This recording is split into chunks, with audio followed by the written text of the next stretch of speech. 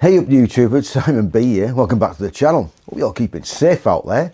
Well today, you've seen the full thumbnail so there's no secret. I'm going to talk to you a bit about why I bought the 690. I'm going to tell you about some upgrades of what I did to the 690. What sort of things you could be putting on your 690 to make this possibly the best travelling adventure bike. Sort of enduro-ish, sort of in-between-ish, sort of do everything. Anyway. Fancy a bit of that. 690, 701 Husqvarna, 700 ES gas, same bike, slightly different things. As they say, stick around and stay tuned.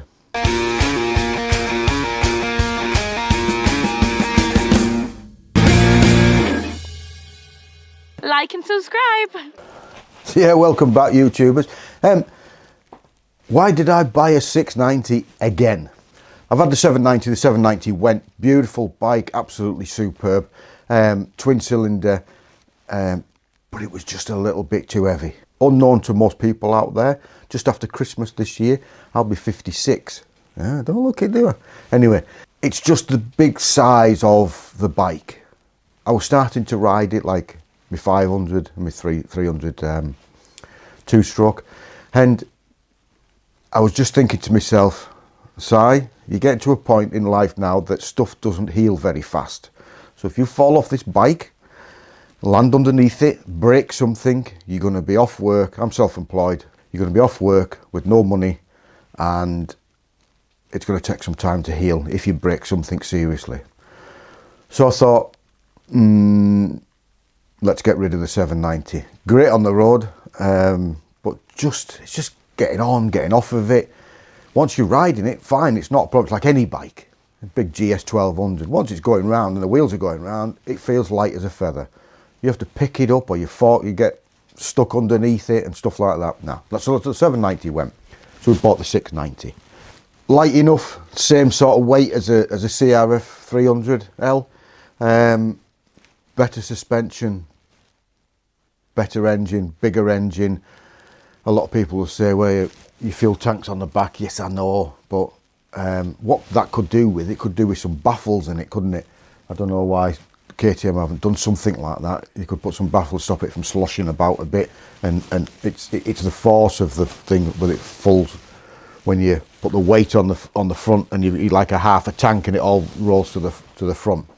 Anyway, doesn't that happen on other things? I don't know. I think it's just the shape of the tank, because the 790s with the sides that go all the way down, there's not much room at the front for it to move. So we thought we'd go back for the 690. The original 690 that I had, loved it, started riding it hard and stuff like that, but I kept falling off it.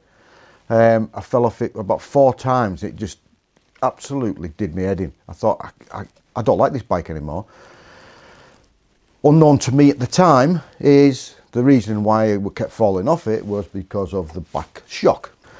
So you've got all that energy stored up in that shock, that when you start pushing the bike, you've got full of fuel, and the back end goes all the way down and nearly bottoms out. The first thing it's going to do is to shoot outwards. And when it shoots outwards, when you've got no control in the piston itself, all it's going to do is go bing, and what does that happen? Back end goes light, front end goes heavy, front end folds, and you fall off. That's what happens. That's why I sold it. It did it on a corner one day. The back end, it come round, hit a rock, jumped up. I was going just round the corner, and I dabbed at the time, and I nearly did. Well, I did my OCL, which is the one on the inside, and it hurt for nearly 12 months. I did that. That was Boxing Day about 3 years ago when I had that. I did it a couple of times on lanes, just easy, normal sort of stuff. Back end went light, hit a rock, came over. It was over a gateway. It was on Salterfell actually. The first gateway, straight over it, quite fast. Boof, came up, all the way to the front. Probably the fuel as well. Everything, front end just folded. Poof. So that's why I got rid of the 690, because I didn't know about what it was actually doing. Now I do. So that's one of the upgrades that we've done. So the 690, it's not the perfect one. It's not the best, but it's the best of a bad bunch at the moment. I was looking at the Cove 450. I didn't ride it. I was fighting that I probably like it, but I didn't really want to spend 8 grand on something when I've already spent money on stuff. But these have been holding the money since the cam problem of the 790. I paid more for this than I'd sold mine for 3 years, 2.5 years ago. It's just bizarre. I wish somebody would bring out something like this with a twin engine on it. It'd be perfect, but nobody does. So yeah, so we bought the 690. Again, looked around for it because there's nothing else out there really. I wanted something that I can go further away on, because that's what I was doing on my 790. We've been over Yorkshire 2 or 3 times. Have you seen the videos? This isn't a hard enduro bike that we're going to take to Wales and do all the amazing lanes there. This is for a certain type of stuff that I want to do. So when we bought the 690, the first thing we did was spend nearly 900 quid and upgraded the suspension. And I was telling you, transformed this thing, absolutely transformed it. The front forks, we've gone for the KTM revalve system. Gives us full damping in both legs of compression and rebound. Transform the front end. I think just at the moment I may need to go down a spring rate or half. It's just, I don't know, I've not rode it just enough at the moment. So that was the front end. The back end has been upgraded also. That has been slightly revalved. Same spring in its 72 standard, which is giving me my sag that I needed for the bike. The internals have been slightly changed. The upgrade, the biggest upgrade I think that was done on it was the piston. The piston that's inside the shock has been changed from the big plastic one, as you can see there, to a thin aluminium high performance one, which on one side is the nitrogen, the other side is the oil. And because that's a big piece of plastic, apparently it doesn't move so very fast, so it doesn't give very good controlling. Because actually I got told that the shock on these are quite a good shock. There's nothing really wrong with them. It's just some of the internals of them just need a little bit of tweaking. And the guy that changed this used to run a KTM enduro outfit and used to own a KTM shop and used to do all sorts, and he's been doing suspension for years, so he really knows what he's talking about, and it's transformed the rear end. It no longer does what my old one used to do. I've rode it sort of quite hardish at the moment. The sort of controllability that you have now. The front end the other week, we'd been over our local lanes. We'd done a couple of lanes. One of them has a jump in it, which we usually jump up with the enduro bikes. Did it on this. Front end bottomed out. Stopped. 2 clicks on the front. Did another jump which is quite similar. Didn't bottom out. Felt a little bit not hard, but not really as plush. Taking it off, 1 click on both. Hasn't done it again. That's the controllability that we have now on this bike, and that's the upgrades that you pay for. So instead of possibly buying certain stuff for your bike when you first buy it, go and get your suspension sorted. Don't get me wrong, suspension on this, if you're poodling about up and down lanes, easy stuff, 10-15 mile an hour, suspension's fine. It's just when you start working it that it becomes a bit of a failure point. Show you a bit round the bike that we've actually done. We've put the nice CNC, I won't call it a tower, bit of a wind protection and a bit of, what would you call it? I don't know what you call it really, a lot of bits of plastic still on it. On that, what we've put on it is a cheap at the moment 8-inch CarPlay sort of system, which boots up from the ignition.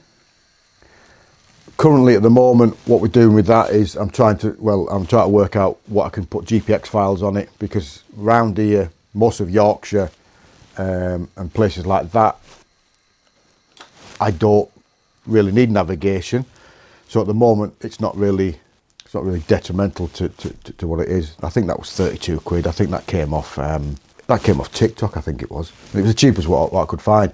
And I nearly got one off Amazon. Well, I got one off Amazon, but because I couldn't take my mount off the back to attach it to this, when I say the mount, I'm on about the big ball that's usually on the back of it, that's bolted on the back of it.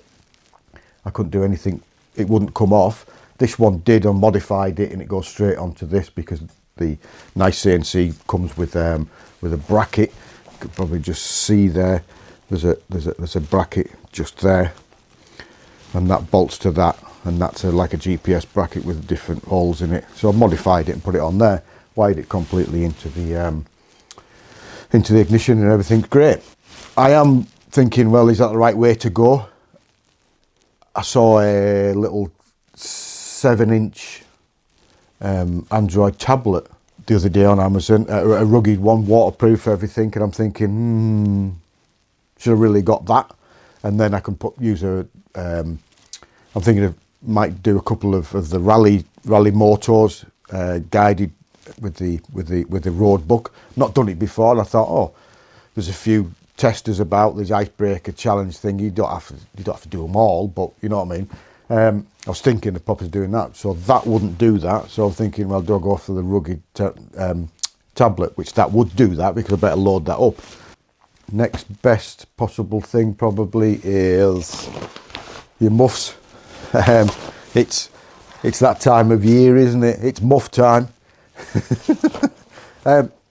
These are absolutely superb. 17.99 I think they are.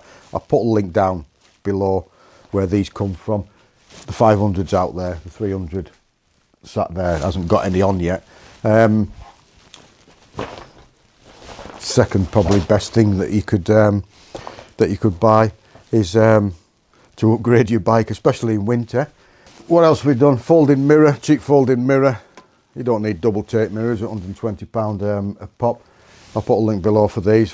I think £14.99 I think for 2 of them. You only need 1. What do you need 2 for? You can't see much that way. Folds up out the way, break it, you just put another one back on, dead easy. This bike came with the bar rise, as you can see, the steering damper. I don't know if I'd have bought all this. Can get a little bit shaky heads on these 690s, I believe. Nice CNC luggage rack, that was already on it. So that's really all we've sort of done on it at the moment since we bought it. Oh no, we didn't. No, sorry, forgot. We took the standard sump guard off it and put an AXP guard, bit more protection, side protection, and I love these plastic stuff. Tin, I think we had a tin one on the last one, and all you used to hear when you were riding it was ding ding ding ding with stones and everything. One of the things that I will show you is that so to show you something, the sort of off system. So this is what comes out of the bike originally. So that's a little bit of a shim stack and a piston that comes out of the rebound side, which is the only thing that you usually get some controllability of with these WP open chamber forks. That's on your compression side, and as you can probably, well, you probably won't better see, yeah you can see right through it. That's your pistons inside. Your the bottoms of the forks is what you get. There's no controllability with that. So that's the internals that you change. But once you change them, you get a shim stack like that in both for rebound. You get an adjustable shim stack for compression, and it has controllability from the bottom, which allow you to open and close the valve stack to allow oil to go through and back as fast as it can. So if in doubt, you're thinking of doing it, don't think about it, just do it. It's about 500 quid, I think, fitted, something like this, probably a little bit more depending on who does it and where you take it to. I did my 500, put the off system in the 500 the other day. I didn't do a video on it, but took the oil out of it. I'll show you a picture of the oil now. There's a picture of the oil, and that's only been in there 9 months. You may have a bike at home, 19 plate. This is 19 plate. This has probably never had new oil in the forks until we did the front end. So that's, what's that, 20, 5. 6 years of working and never been changed. Same as the back shock. You change your oil every year in your engine, but you do nothing with suspension. Start doing it, because the difference it'll make. So yeah, the biggest and best thing you could spend your money on, really, get your suspension sorted. One thing I've just noticed, which I don't like about this bike, and people rave about them, and I don't know why. I'm sure these handguards are bark busters. Now, people rave about them. To be honest with you, I don't like them. I'd rather have something else. I'll show you what I'd rather have. These Cerebes, CBs, Cerebes are probably the best handguards I think you can buy, because on the 500 we've got the ones with the pro guards on it. It's basically that, but it has that on it, and that it doesn't do anything. It doesn't stop the wind because it's got things through it, and I don't know why. Them, I'm going to get another set of them and put on that 690, because I don't like them big bark busters. So much better than your bark busters, but each to their own. And they're 55 quid. These 149, probably something like that, probably between 129 and 149 quid. So yeah, can't think of how else really. Probably will do when I turn the camera off. But anyway, I hope that you found that a bit of interest of what we've done with the 690 and what can be done with a 690, and what we can transform a 690 into a half decent rider machine. If you did like that video, give it a big thumbs up. Thanks very much. And if you just stumbled across us because you've seen the thumbnail of being a 690, please consider subscribing. It is free. I'm not charging it at the moment. Keep telling me I should set up a members account and stuff like that, but no, I've got a full-time job. Well, I've got a 4-day job. And thanks very much for watching. I don't know when you're going to see this. I don't know if you're going to see this in the new year, or it's going to be before Christmas. So it's either happy Christmas and have a great new year, or I hope you've had a good Christmas and a great new year, and onwards and upwards for the new year. I don't know. One of them, we'll see, because it's what date is it today? Is it the 7th? Yeah, it's the 7th of December. So I don't know whether it's going to be out in a couple of weeks or a month or something. Probably, yeah, it might be before Christmas. So anyway, happy Christmas. And don't forget, if you're riding out there, ride safe, be safe, keep safe. And as they say, we'll see you soon.